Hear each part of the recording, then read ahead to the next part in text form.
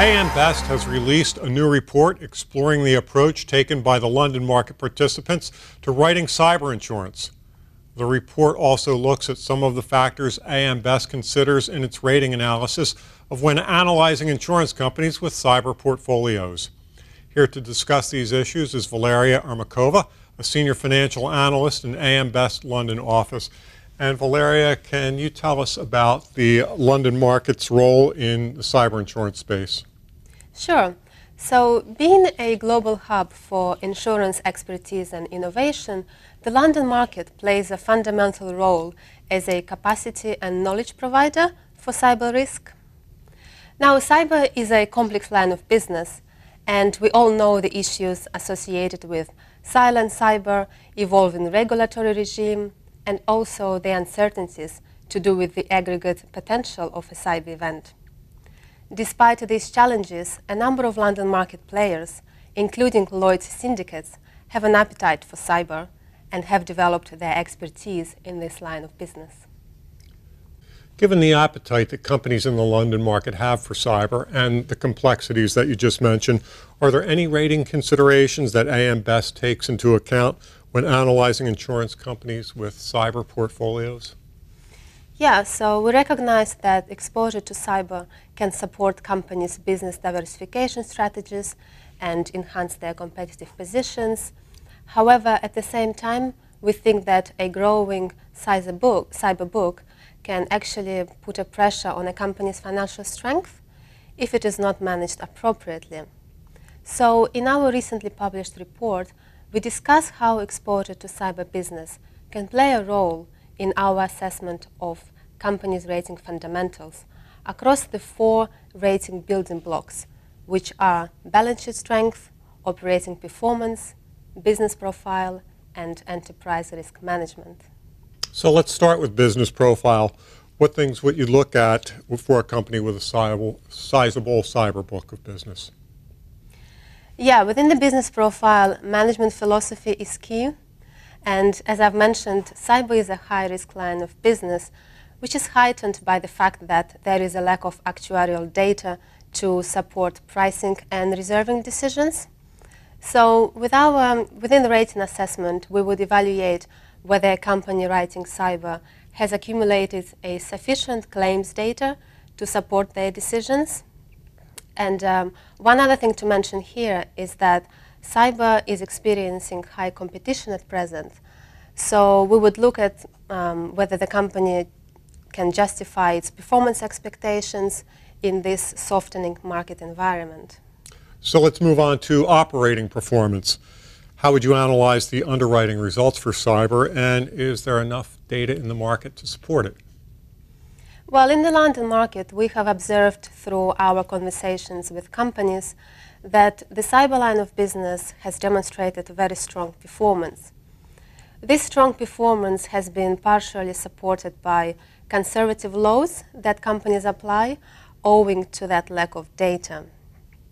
However, the cyber business can be subject to volatility given that this line still develops. And in our conversations with companies, we would discuss how they manage this potential for earnings volatility.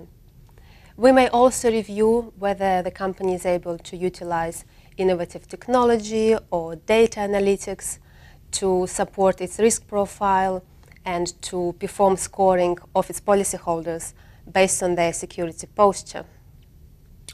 Moving on to balance sheet strength, can the cyber line of business play a role in that assessment as well? It can play a role within the balance sheet strength.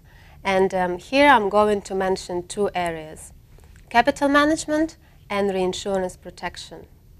So firstly, on the capital management side, the analysis of potential cyber events or cyber catastrophes plays a role in companies' capital management and capital allocation strategies.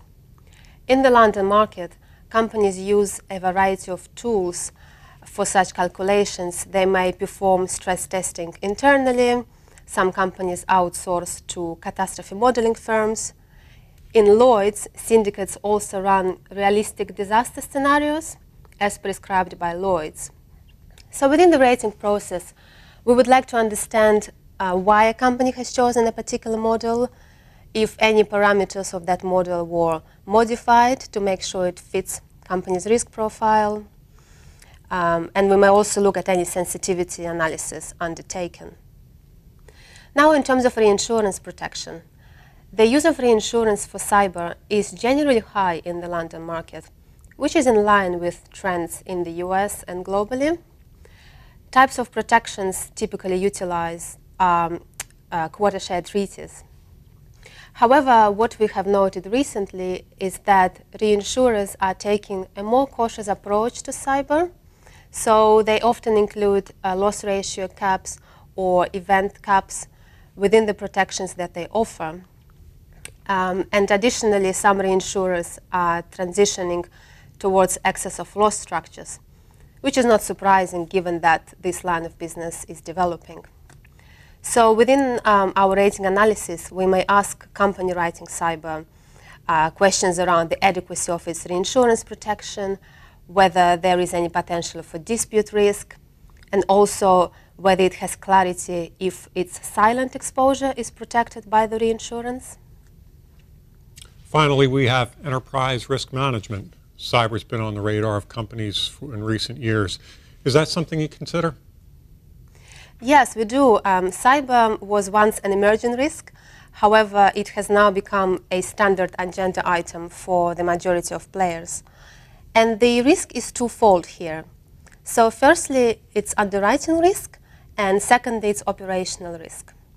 So in terms of underwriting risk, this relates to companies' insurance or reinsurance exposure to cyber, whether it is affirmative or non-affirmative protection.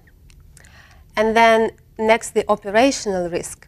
That relates to an exposure of a company's IT infrastructure to cybersecurity threats. So within the rating process, we would look at the cyber risk from both these angles. So just to sum up what we've discussed today, cyber is gaining an importance and it's becoming an important component within our rating assessment for those companies which are engaged in this segment. Thanks, Valeria. Thank you. That was Valeria Ermakova, Senior Financial Analyst in AM Best London office. You can find the full report online at ambest.com. For AM Best TV, I'm John Weber.